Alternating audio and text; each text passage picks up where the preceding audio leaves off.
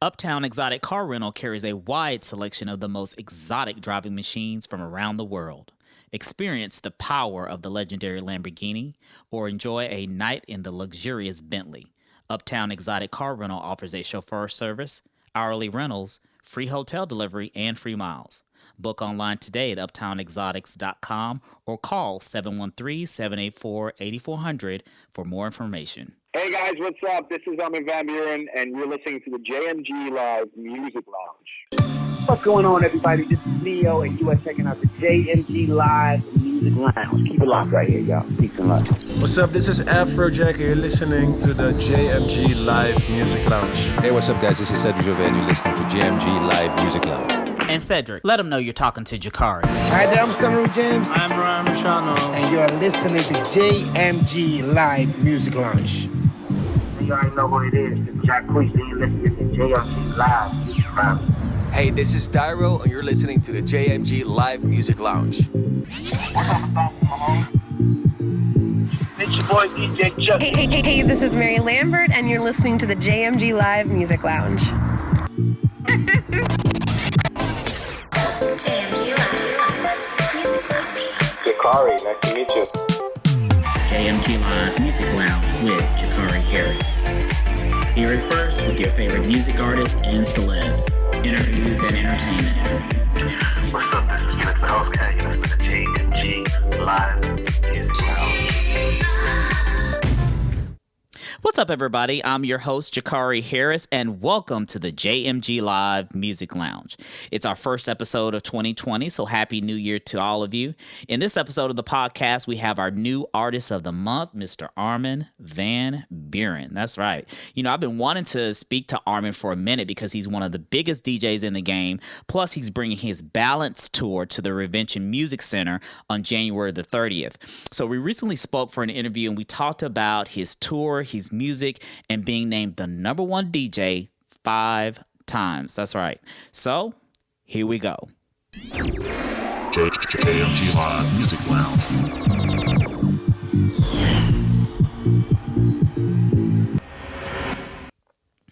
So my music headline is on the Black Eyed Peas. The Grammy Award-winning group has partnered with Colombian superstar J Balvin for their new single RITMO, Bad Boys for Life. Now, the song is from the new Bad Boys movie sequel, you know, with Martin Lawrence and Will Smith. I'm sure y'all have seen the trailer by now.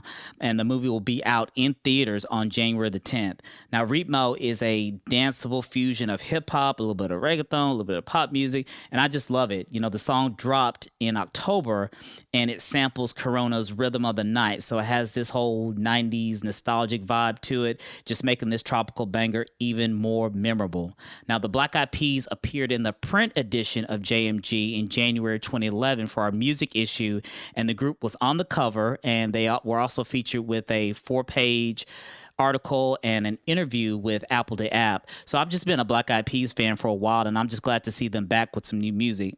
Now, the music video for RITMO has already passed over 300 million views on YouTube, and the song has finally cracked the Billboard Hot 100 chart at number 96. Now, the song needs to be in the top 10 soon because, to me, it's one of the hottest songs that's out right now. JMG Live Music Lounge. Oscar G is Miami's premier ambassador to house music, and the legendary DJ will be in Houston on Saturday, January the 18th for a special show at Bauhaus. Oscar G is an award-winning songwriter, producer, and DJ that's produced chart-topping Billboard hits as well as underground smashes with songs such as Some Lovin', Fired Up, and Dark Beat. Tickets are on sale now to see Oscar G at eventbrite.com. Armin has been voted the number one DJ, as I mentioned earlier, 5 times by DJ Mag's Top 100 DJs poll. And he has a huge following with 15 million social media followers and then another 40 million listeners to his weekly radio show, A State of Trance. Now, he also has a new single out with Neo called Unlove You. And if you keep up with the podcast, you remember that Neo was on the JMG Live Music Lounge last year. Well, the song is doing well. It's heating up on playlists and radio stations worldwide. There's even a Nicky Romero remix of the song that's floating around on SiriusXM BPM. So the interview started with me asking Armin about his latest album, Balance. Now, Balance is a 2-disc album with dance music on one side, and then there are songs with mainstream artists like Neo on side 2. So here's Armin explaining the process of putting his 7th artist album together, Balance. Well, it's a very different approach than my previous 6 artist albums, so I'm glad you mentioned this. But that's also the reason why it's called Balance, because we consume music in a very different way than we used to 5 or 10 years ago. I used to, just have a collection of 15, 14 new songs, put them on an album, all extended versions, and just drop them at my fans. And I guess that's not the way to go anymore. Everybody wants to have edits. It needs to be short, needs to be snappy. And what a lot of people do when they scan an album, they take their favorite tracks and they put their favorite tracks in a playlist. So I thought, I still want to release an album because I think it's great for your fans as well, as sort of a showcase to make a photograph, if you will, of your current sounds. So that's why we came up with the idea to, for the first time, not just have 14 tracks on an album, but 28. And this is a collection of tracks that have previously been released and 14 brand new songs. So it's basically, you get a little bonus. You get a bonus on top of the songs that you would normally get. You could see Balance as a playlist. And I thought it was fun because, now having that freedom of not having just one disc, I can show the several sides of myself. So obviously a lot of people know me from the trancey stuff, which is what I love to do. But as an artist, I've been, venturing out a little bit. I've been veering out of my comfort zone. Been working with people like Scott Storch and Neo and Avalon and, all these new artists that I really admire and enjoy. So, but I don't want to alienate my older fans. I think it's important that they're still with me and that they still like my music. So, that's how I came up with the idea for Balance. Well, I think it's just a great concept, just because, it's just listening to the album, it's a little bit of everything for everybody. You have some mid-tempo stuff, you have some high energy, you have some great vocals, you have that R&B flavor a little bit when you bring Neo into it. So it's a nice variety, and I think it's just a really great concept. Oh, thank you so much. It means a lot. Yeah, no problem. And, I interviewed Neo last year after the release of his album, Good Man. And I asked him at the time if he had any future collaborations with any DJs. And he said that he would do a dance record again. And here we are with your new single with him called Unlove You. What was it like to work with him? Yes. Honestly, it just opened so many doors. I've been making records for more than 20 years, but working with Neo, he's so specific about his vocal chain, the way his vocal sounds on a track. And it's something I learned from a lot. Now I understand why Neo has such a specific sound, working with his engineers. And at first I was like, what's he on about? Why does he want that chain to sound that specific? But when you hear it in the mix, it just all makes sense. So it was a learning experience for me as well. That's the great thing about me being an artist in 2019 is that I know now how little I actually know, because working with young and established talent like Neo, it just broadens your horizon. It broadens your world. It makes you see things from a different angle, which is very inspiring. And that's what I learned from Neo. And also, he's so talented. He's incredible. As a human being, he's super nice and modest. But as an artist, he's just really particular about how he wants his sound to be, and that's what makes Neo Neo. It doesn't sound like anything else. Absolutely. And, I know Nicky Romero has a remix out of Unlove You. Did he call you and ask you to do the remix, or did you reach out to him? No, he called me. He had a great idea for the mix, which was sort of respecting the original version, but then putting a sort of an EDM drop against it. And I was a bit surprised that he called me and he said he loved the song so much. And then in a matter of a few days, he brought out that mix, and I was really blown away. I just, and then the mix is doing extremely well on streaming portals as well. So yeah, I guess it was a good call. Oh yeah, it's a dope mix. I was actually just listening to it on Sirius XM, right before we got on this call, and yeah, he killed it. It's a really good remix. I definitely like it. Absolutely. Now you also have your North American Balance Tour that's going to hit 13 cities in January and February with the show in Houston on January the 30th at Revention Music Center. What can fans expect from your show when they see you in Houston? Well, it's a different show than my normal DJ sets. Obviously, it's the Balance Tour, so you'll hear a lot of music from the album, a lot of new remixes from the album, and I'm also touring with a couple of artists that come from the album. So I'll be bringing some live acts with me as well, which is going to be different for every city, because I'm going to use the Balance Tour as well to see how it is to tour with several artists. I mean, I work with them in the studio, but to translate a track from the studio situation into a live setting is always a bit of a challenge. So a couple of the artists that you'll see in my show in Houston will be, unique for that show. So it is definitely a unique show. Also, we're on a bus tour. It's my first bus tour ever. So it's going to be branded, and I'm bringing my special show with me. So it's not just me showing up with a couple of decks and, my music, and that's it. But we're bringing a dedicated stage to Houston to really, I really want to go out of my way and do something special for my American fans. Nice. Well, we'll definitely be looking out for it and looking forward to seeing you when you get into town. Now, you have your State of Trance year-end album that's also out right now. There's over 106 tracks on it. What can you tell us about it, especially for those who haven't picked it up yet? Well, 16 years ago on my radio show, I started making these mixes, sort of a 2-hour rundown of all the tracks, just in case you missed trance tracks in the year.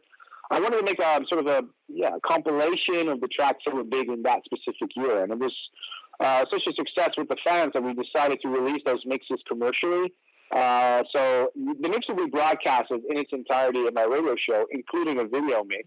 But also, we decided to make it available 2 weeks before the actual broadcast, streaming platforms and CD and whatever not, because the fans really requested it, because it's like a little monument of of your year. So ever since 2004, I've been doing this every single year, and it's like I really enjoy doing these mixes because it's like you hear the highlights of every year, you get all the big trance tracks, all the tracks that were massive in 2019. And you hear them in a very, very short mix. So it's great to, if you do a workout or whatever, if you've missed a couple of songs, it's a great way to remember your year 2019 if it goes for trance. Okay, dope. And, you were just announced as an Oceans ambassador for the World Wildlife Fund. How did you get involved with this organization? I've been approached by many organizations to be their ambassadors, but for some reason, the World Wildlife Fund has always struck a special chord with me, especially considering the plastic soup, because it is such a problem that you can see, you can actually tackle it, you can feel it. And I went to Bali last month to visit a couple of the projects that they had there, and I was really shocked and stunned about the fact that a lot of people in Bali, there's not a general waste management over there, like we're used to in our countries.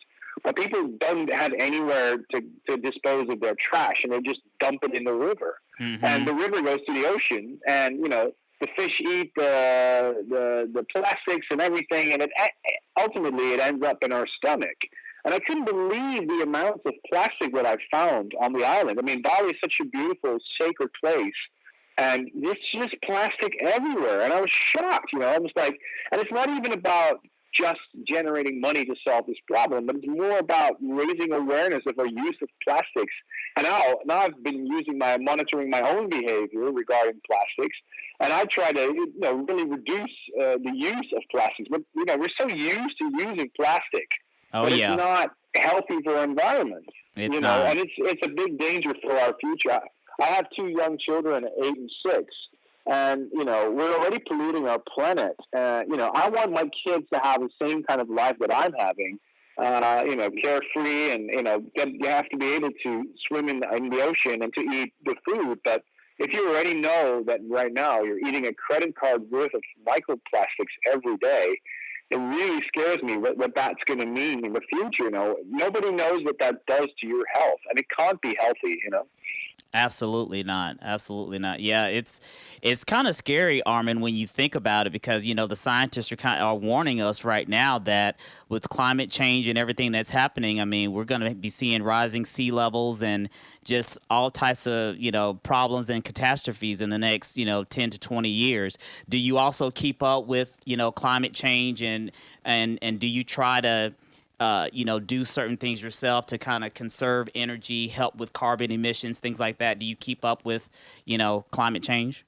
Absolutely. I was one of the first people in the Netherlands to have an electric car. I take the train when I go to the airport. I don't take a car. I have solar panels on my roof.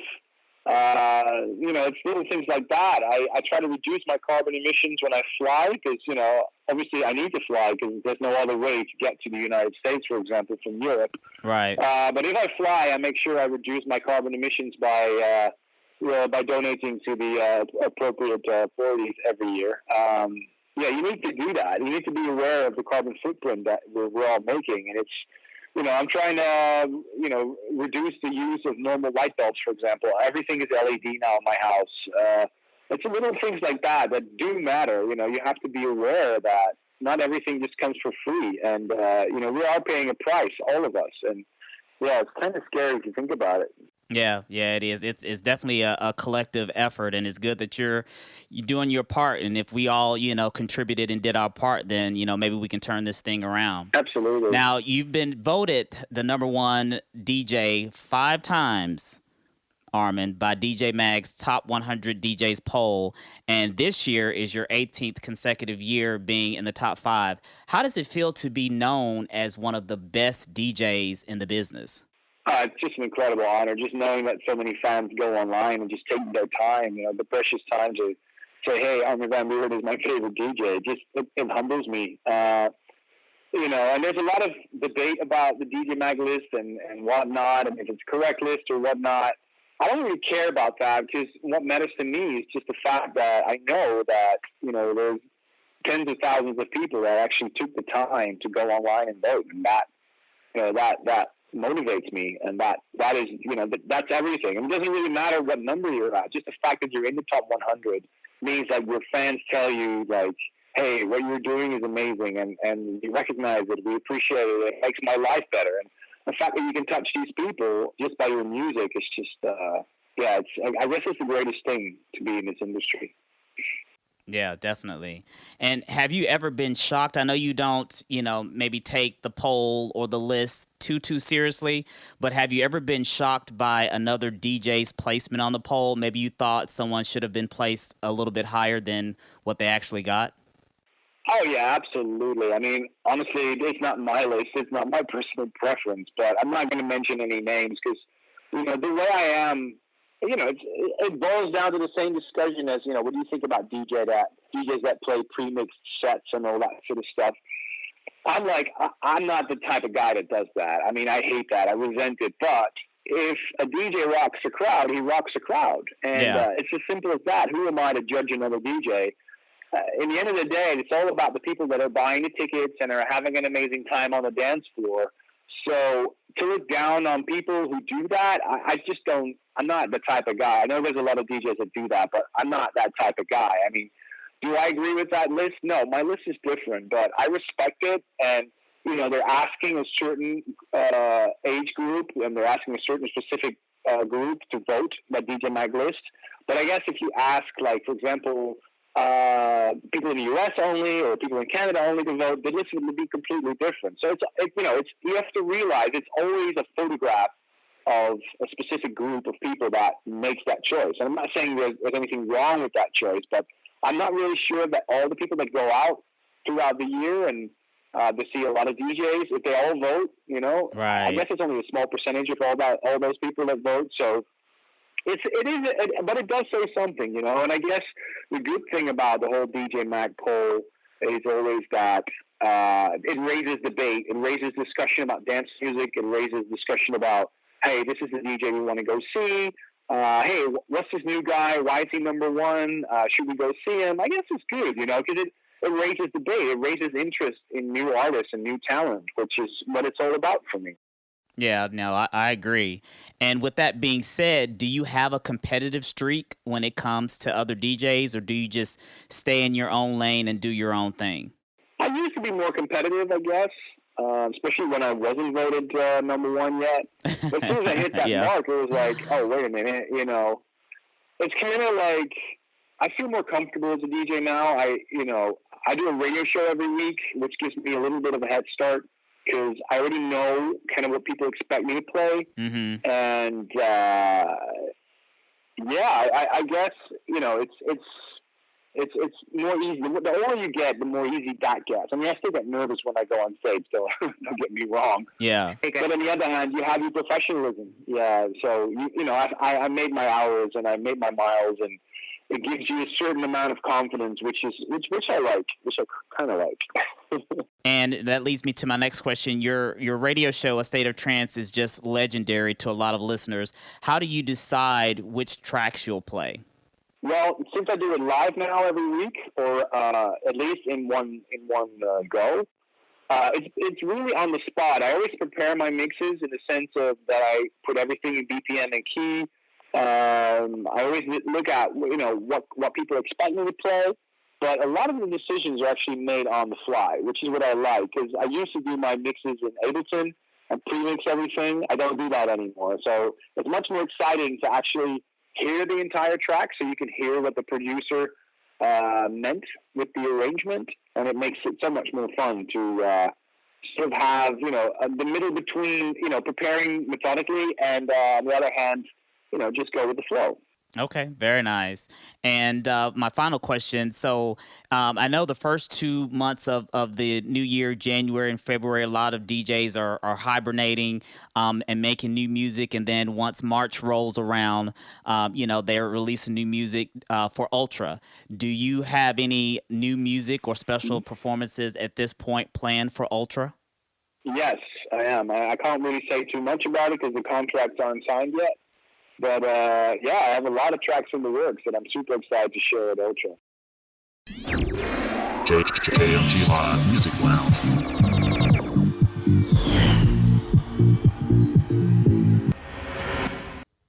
Thanks for listening to the JMG Live Music Lounge. I hope you enjoyed the latest episode with Armin van Buuren. Be sure to follow me, your host, Jacquari Harris, on social media. Until next time.